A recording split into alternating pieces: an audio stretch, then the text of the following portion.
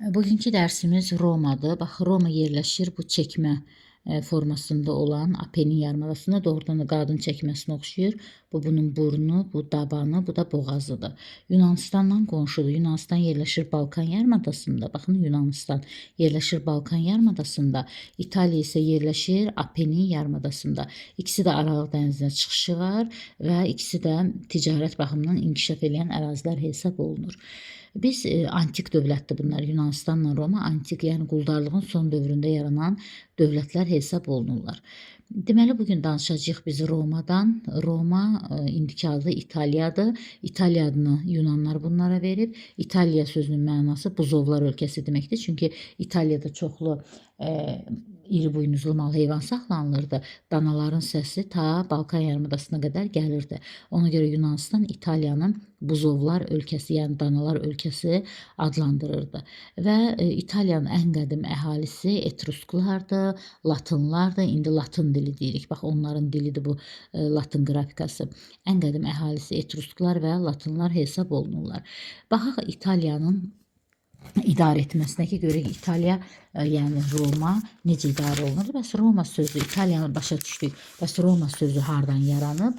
Romanı Romul və Rem qardaşları yaradıb. Əfsanəyə görə Romul və Rem körpə uşaq olanda ata və anaları ölüb. Uşaqlar çaya düşüblər. Çay onları üzdürə-üzdürə gətirib bir ağaca ilişdirib saxlayıb. Bir çoban götürüb onları canavar südü ilə saxlayıb. Romul böyüyəndən sonra Remlə demək dövlət yaratmaq uğrunda mübarizə aparıb. Romul Remi öldürüb və öz adına burada bir Tiber çayı axır. Baba, burada Tiber çayı sahilində Roma dövlətinin əsasını qoyub.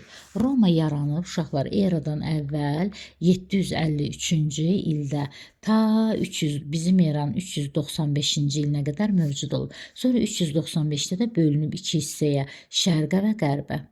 Əvvəlcə biz demək danışaq Romanın 753-dən 395-ci ilə qədərki dövrünü.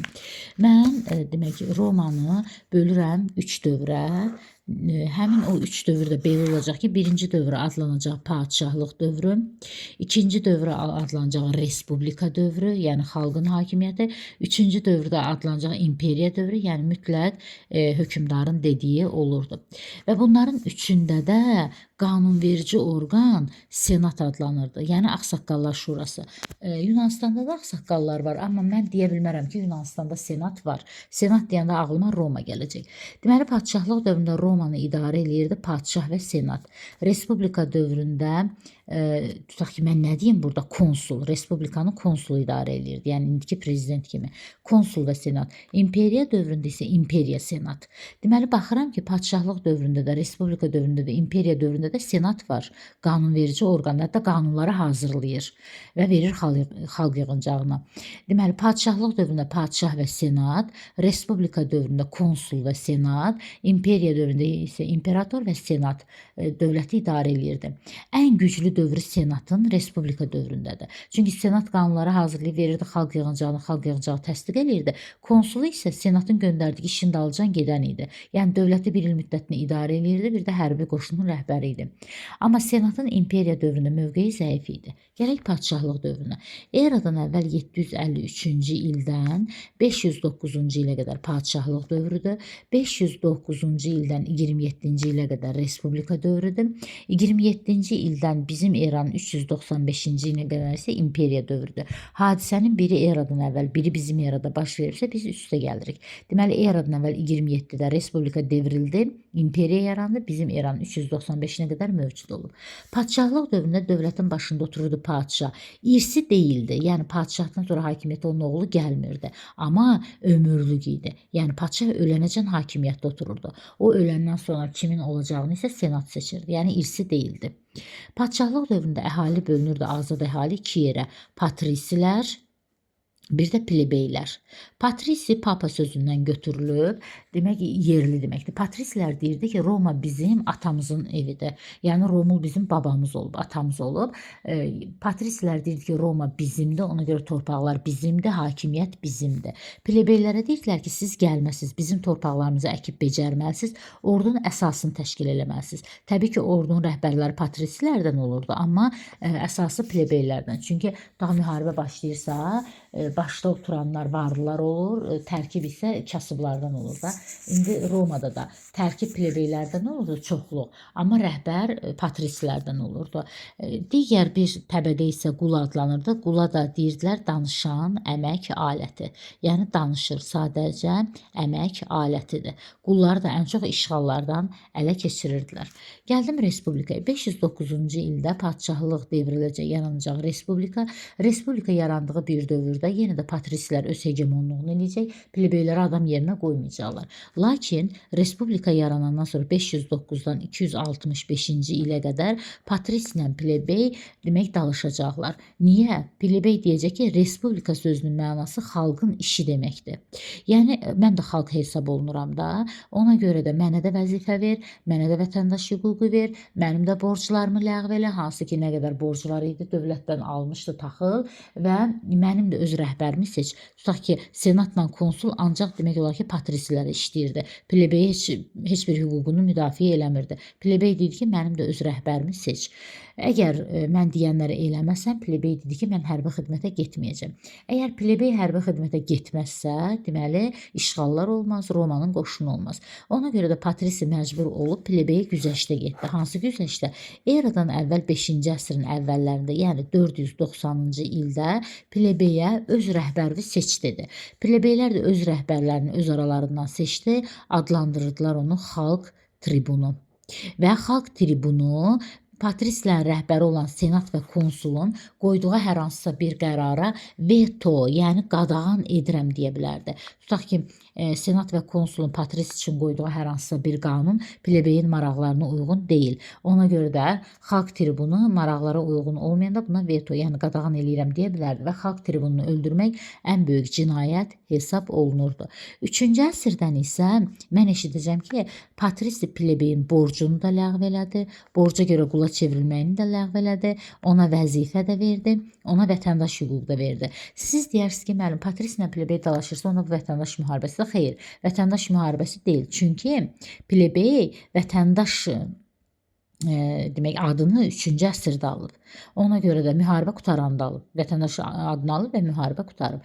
Deməli 5-ci əsrdə xalq tribununu seçdi, 3-cü əsrdə isə borcu ləğv olundu, vəzifə tuta bildi, ona vətəndaş hüququ verdi. Biz Yunanistanda borcla vətəndaşı salonda eşitmişdik deyənə 594 6-cı əsr idi. Vəzifəni isə Periklda eşitmişdik 443, o da 5-ci əsr idi. Amma Romada bunların hamısı 4-cü əsrin sonu, 3-cü əsrin əvvəllərinə təsadüf eləyir.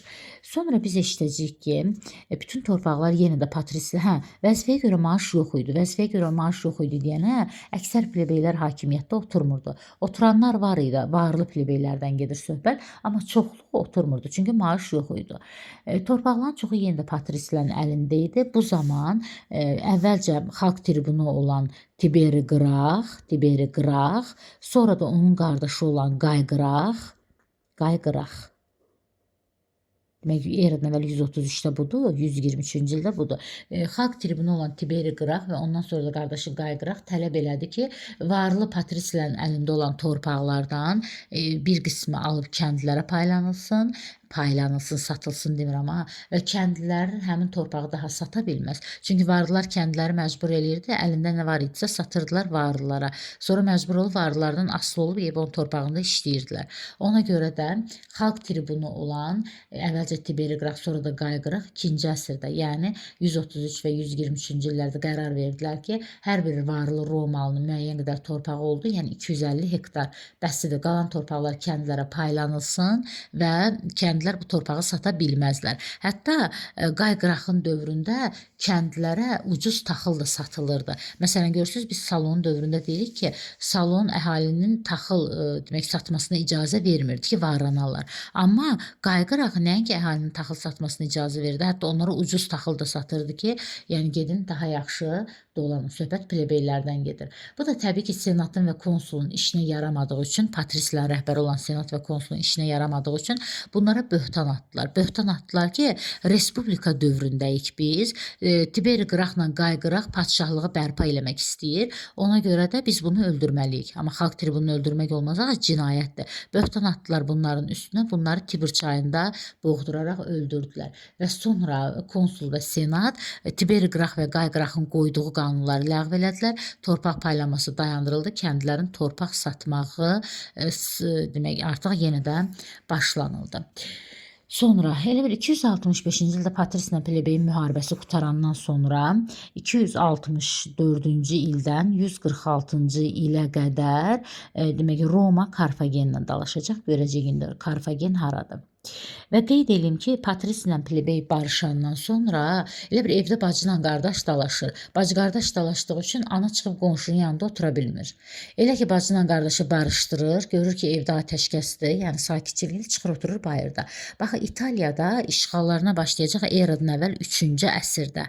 Niyə? Çünki 3-cü əsrə qədər o bayıra çıxa bilmirdi. Səbəb də o idi ki, ölkənin içində Patris ilə plebey yola getmirdi.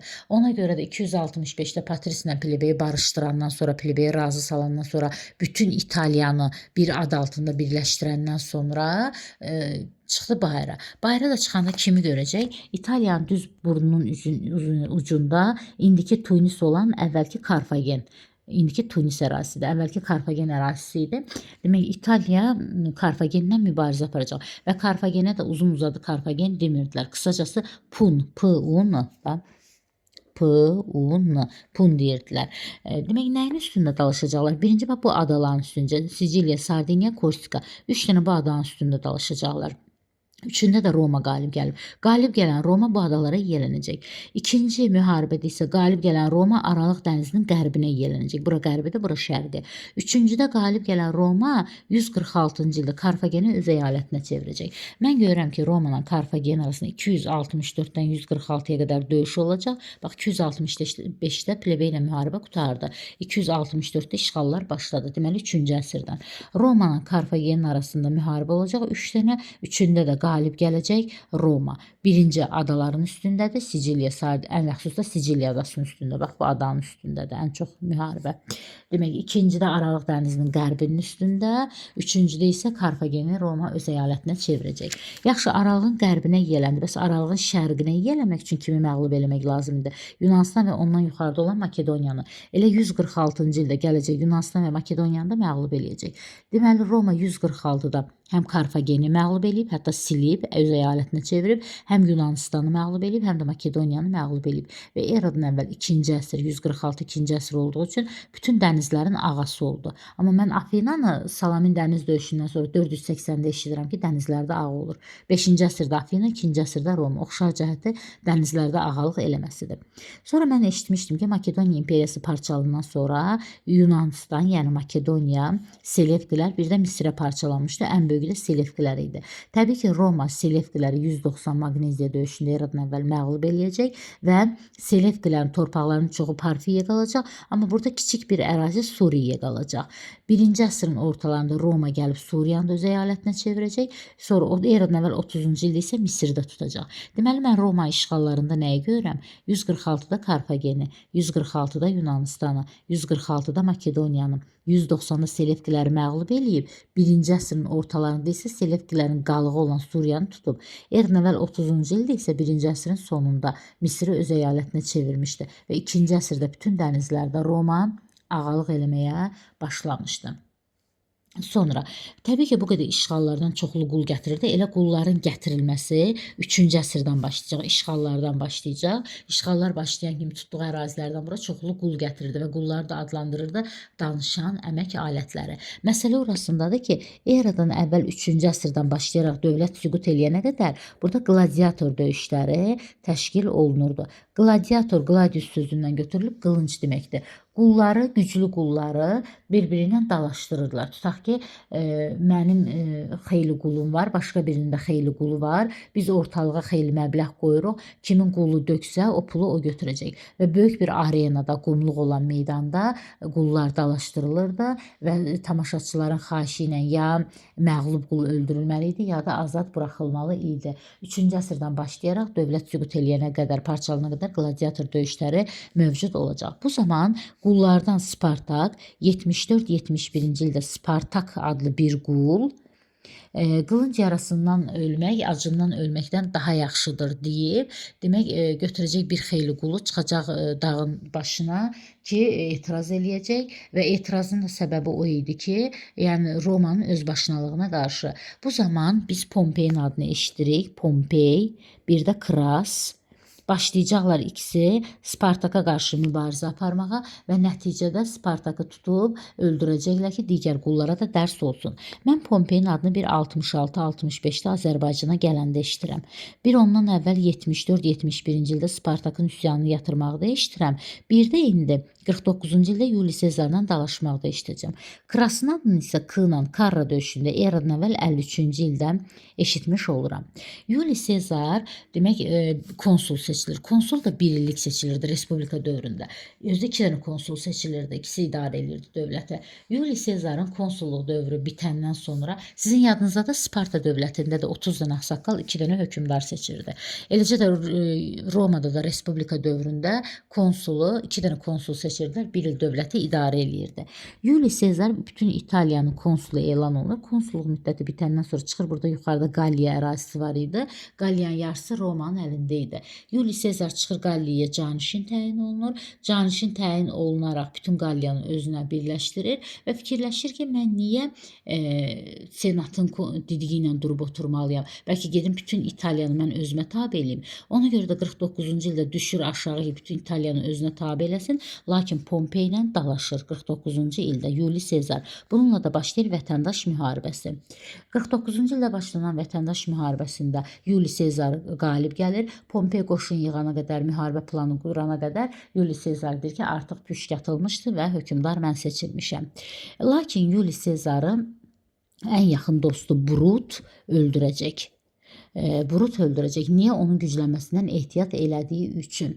Sonra Yuli Sezarın qisasını almaq üçün Yuli Sezarın oğlu Oktavian, tanıdığımız Oktavian və sərkərdəsi Antoni birləşəcəklər, hücum eləyəcəklər Brutun üstünə. Yəni Yuli Sezar nə istirdi? İmperiya. İmperialistlər respublikaçılara qarşı mübarizəyə başlayacaq. Filip döyüşündə eradan əvvəl 42-ci ildə və nəticədə demək, Oktavianla Antoni qələbə çalacaq, Brut öz-özünü öldürəcək. Deməli, mən görürəm ki, Yuli Sezar əvvəlcə Qalliyaya canişin təyin olunub. Canişin təyin olunandan sonra qayıdır İtaliyaya, bütün İtaliyanı özünə tabe eləyib imperiya yaratmaq istəyir. Eradan əvvəl 49-cu ildə buna görə Pompey ilə dalaşır və Pompeyi məğlub eləyir və gəlir senatın yanına ki, mənə imperator adını ver. Məclisin içində Brut Yuli Sezarı öldürür. Yuli Sezarın oğlu Oktavian və sərkərdəsi Antoni atasının qisasını almaq üçün respublikaçılara qarşı mübarizə aparır və nəticədə Brutu öldürmək istəyəndə Brut öz-özünü öldürür. Və Oktavian fikirləşir ki, bu boyda imperiya tutub da atam bütün Aralıq dənizinin sahillərində, atam yox, daha doğrusu İtaliya. Bunu mən tək başına idarə eləyə bilmərəm. Ona görə də deyir ki, İtaliyanı mən idarə eləyim, Antoni sən isə getginən şərqi idarə eləginən. Antoni sərkərdə idi. O Antoni ki, uşaqlar Fraspa döyüşünə gəlib, o Antoni ki, eradan əvvəl Fraspa döyüşündə gəlib məğlub olub və eradan əvvəl 36-cı ildə çıxıb Albaniyanı Kanidin əli ilə asılı eləyib və Misir şahzadəsi Kleopatranı sevdiyi üçün Kleopatranla evlənib. Antoni şərqdə gücləndiyini eşidən Oktavian Avqust gələcək. Eradan əvvəl 31-ci ildə Aktisi burnu ətrafında, Aralıq dənizində Aktisi burnu ətrafında döyüş baş verəcək. Suda həmin döyüşdə Oktavian Antoninə məğlub eləyəcək. Hətta Antoni və onun arvadı Misir şahzadəsi Kleopatra öləcəklər və Oktavian eradan əvvəl 31-də döyüşdü. 30-cu ildə Misiri öz ərazisinə çevirəcək və şərq ölkələri ilə də, ələxüsus Atropatenanla da başlayacaq dostluq münasibətləri qurmağa. Söhbət demək Artabazdan gedir. Artabazın oğlu Aerobarzan da 10 il Romada yaşayıb, hətta Oktavian Avqustun əli ilə hakimiyyətə gələcək. Lakin Oktavian Avqustun ölümündən sonra Romalıların şərqdə mövqeyi zəifləyəcək və Parfiya fürsətdən istifadə edərək Atropatena torpaqlarına yiyələnmiş olacaq. Deməli, vətəndaş müharibəsi 49-da Yuli Sezarla Pompey arasında başlayıb, Yuli Sezar qalib gəlib. Eradan əvvəl 31-ci ildə Oktavianla Antoni arasında qutarıb, Oktavian qalib gəlib, Antoni öz-özünü öldürmüşdür. Və eradan əvvəl 31-də döyüş qutarandan sonra eradan əvvəl 30-cu ildə Misir Romanın əyalətinə çevrilib. Çünki Misirin şahzadəsi Kleopatra da Antoniya bir yerdə ölmüşdü. Sonra isə mənə lazım olacaq imperiya. İmperiya dövrdə Oktavian durub gələcək papanın yanına, daha doğrusu senatın yanına. Senatdan imperator adını istəyəcək. Senat da ona imperator titulunu vermiş olacaq və bununla da Romanın ilk imperatoru olacaq Oktavian Avqust. Oktavian Avqust üçün mən nə deyəcəm? Eradan əvvəl 27-ci ildə imperiya yaratdı və bizim eranın 14-cü ilinə qədər hakimiyyətdə olub. İlk imperatordur. Qeyd etdiyimiz kimi Atropatenonla dostluq münasibətləri qurub. Ümumiyyətlə imperatorlar ham Azərbaycandan dost olub. Sərkərdələr də o müharibələr aparan. Məsələn 66-65-də Pompey idi, 53-də Kras idi, 36-da Antonian Canidi idi. Sonra imperiyanı yaradan kimi, yəni hər şeyi ləğv eləmədi. Hələ bir neçə müddət respublikanın əlamətləri özünü saxlayırdı. Amma Oktavian çox gözəl bir imperator idi. Hətta kasıblara maddi yardım göstərir, pul verirdi, çörək verirdi. Oktaviandan sonra isə mən hakimiyyətdə Domisian adını eşidəcəm. Domisian da adını biz zaten az tarixdə də eşitmişik ki, Qobustan kitabəsinin üstündə 84-96-cı illərə aid Domisian Avqustun adı yazılıb, amma hakimiyyət illəri 81-96-dır. Sonra eşidəcəm Mark Trayanı.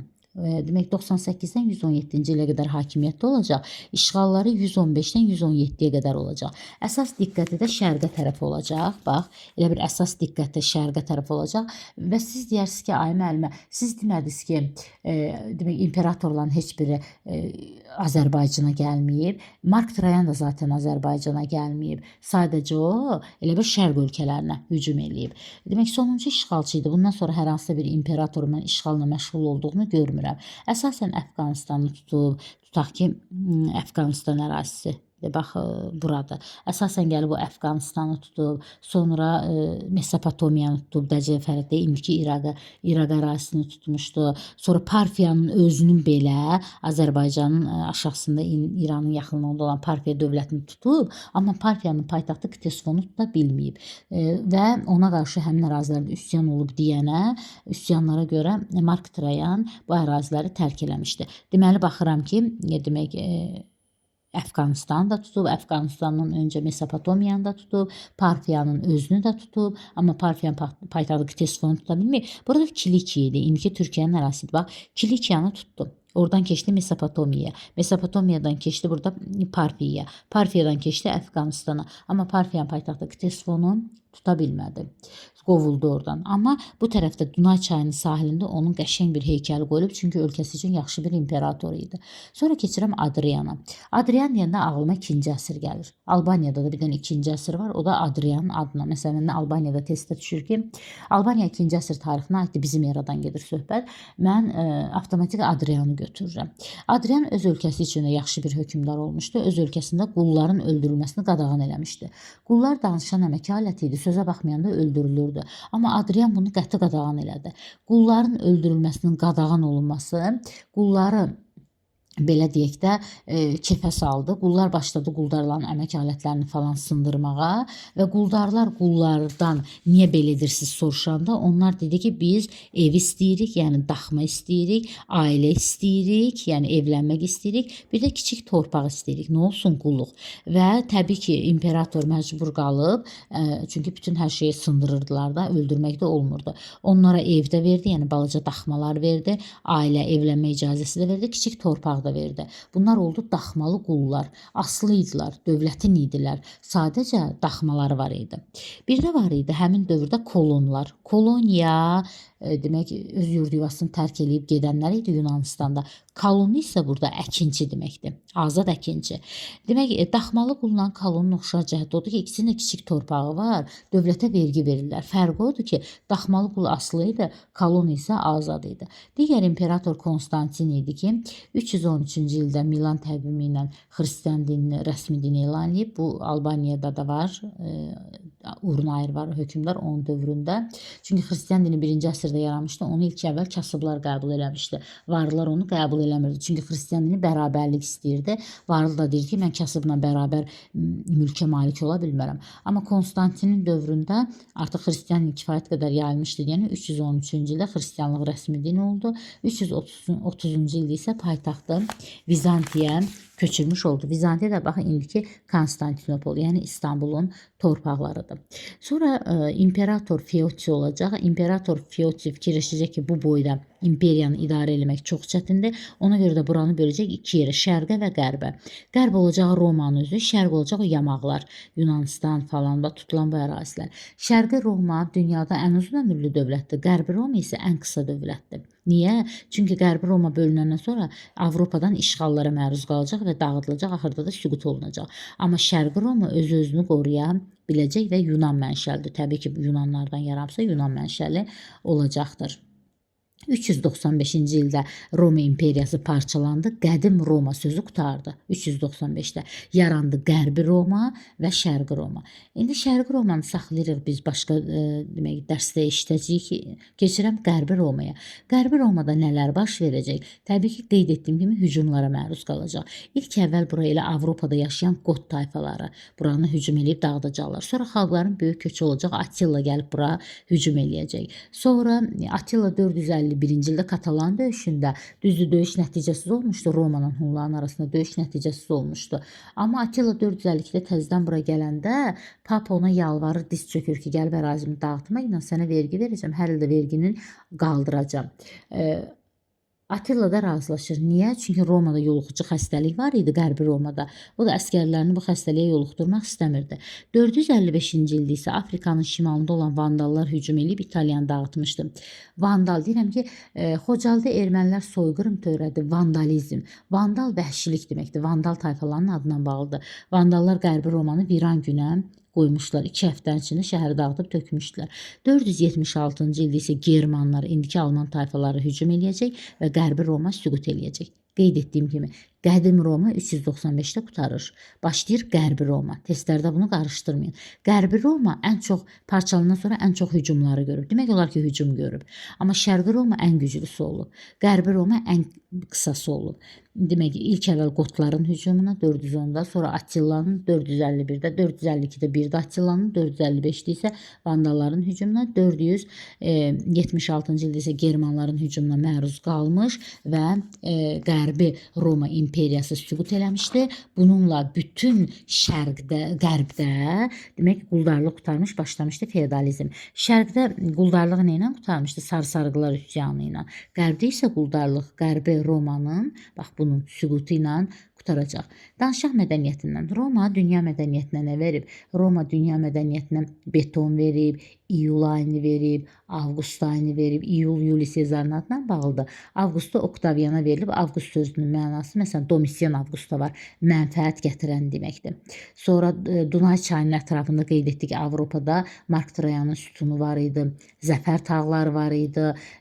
Gladiator döyüşlərində qadınların iştirakı qadağan idi. Çünki kişilər orada istər olimpiya oyunlarında, istər gladiator döyüşlərində yarıçılpaq olurdular. Ona görə burada qadınların iştirakı qadağan idi. Hətta burada qadın görsəydilər, həmin qadını anındaca öldürürdülər. Yunan və Şərq memarlığının mədəniyyətini mənimsəyib, Şərq ölkələrinə gəldiyi üçün buradan da mədəniyyət götürüb, Yunanistanı tutduğu üçün oradan da mədəniyyət götürmüşdü. Demək ki, ilin başlanğıcı 753-cü ildən başlayır və mart ayından başlayır. Deməli, sonra Yunanistanda isə il 776-da Olimpiya oyunlarından başlayırdı. Ən gözəl dövrü də eradan əvvəl 1-ci əsr, bizim eranın 1-ci əsr, yəni Oktavian Avqustun dövründən başlayır. Sonra poeziyalardan 3 dənə mənə demək şəxs lazımdır. Bunun biri Vergilidir. Oktavianın sifarişi ilə Eneida əsərinin müəllifidir. Sonra eşidəcəm ki, Plini var idi. Bundan Albaniya dövlətində də eşidirəm. Plini var idi. O da təbii tarix əsərini yazmışdı. Ən çox da ki, belə Aral dənizinin belə sahilində yaşayan tutulmuş xalqlar haqqında yazılırdı. Bir də var idi, demək ki, Livi. Livi isə keçmiş tarixdən danışırdı. İtaliyanın, ümumiyyətlə başqa dövlətlərin keçmiş tarixindən danışmış olurdu. Sonra biz deyirik ki, burada Oktavian Avqust diktatordur. Diktator nədir? Tək başına dövləti idarə edən, məhdudiyyəti olmayan, qeyri-məhdud olan hökmdar. Legion nədir? Yunanistan, Spartada mən qoşuna falanga deyirəm. Burada isə 4500 nəfərdən ibarət qoşun düzəltirdilər. Ona deyirdilər deyirdilər legion. Sonra plebeylər kasıblar idi, patrislər varlılar idi. Danışan əmək aləti sadəcə qulla deyirdilər. Adrianın dövründən 2-ci əsrdən qulların öldürülməsi qadağan olunduğu üçün daxmalı qul yarandı. Bu sadəcə qul idi. Kolon isə əkinçi idi, azad əkinçi. Triumf var idi. Müharibəyə gedirdilər. Əgər qalib gəlirdisə sərkərdə orada, onu 4 dənə ağ ata bir araba qoşurdular. Qalib sərkərdə də həmin o arabada və xüsusi demək nəzarətlə, xüsusi göstərişlə şəhərə girirdi və bu da adlanırdı triumf, qalib sərkərdənin gəlişi. Sonra ən güclü tayfaları qeyd etdiyimiz kimi Etrusklar idi, həm də qədim tayfalar idi, bir də Latın tayfaları idi. Əlifbası Latın tayfalarının adı ilə olan Latınlar idi. Bazarlarını isə forum deyirdik. Məsələn, Yunanistanda bazara agora deyirlər. Burada isə bazara forum deyirdilər. Sonra ola bilsin ki, nələrsə var, fikrimizdən çıxar, amma yəqin ki, dərsimizin PDF-ində mövcuddur, ona da baxa bilərik. Birdən də sizə Roma qanunları deyim. Bütün dünyada bu günləri məhkəmədə Roma qanunlarından istifadə olunur. İlk əvvəl 12 maddədən, 12 lövhədən ibarət olub, eradan əvvəl 5-ci əsrin ortalarına aiddir. Demək, indiki dövrdə də istifadə olunur. Məsələn, mən gedirəm məhkəməyə, 12 dənənin bir dəqiqə 3-ü faktiki olaraq dünya məhkəmələrində istifadə olunur. Mənə deyir ki, təqsirkarsansa, özünü müdafiə eləyə bilərsən. Sonra sübutun yetənə qədər sən günahsızsan. Bəlkə heç sənin günahın yoxdur. Qərardan öncə sübut olmalıdır. Yəni hakim qərar verməmişdən əvvəl sübut olunmalıdır. Sübut olunana qədər sən günahkarsan. Bir də özünü müdafiə eləmək kimi bir bacarığın var.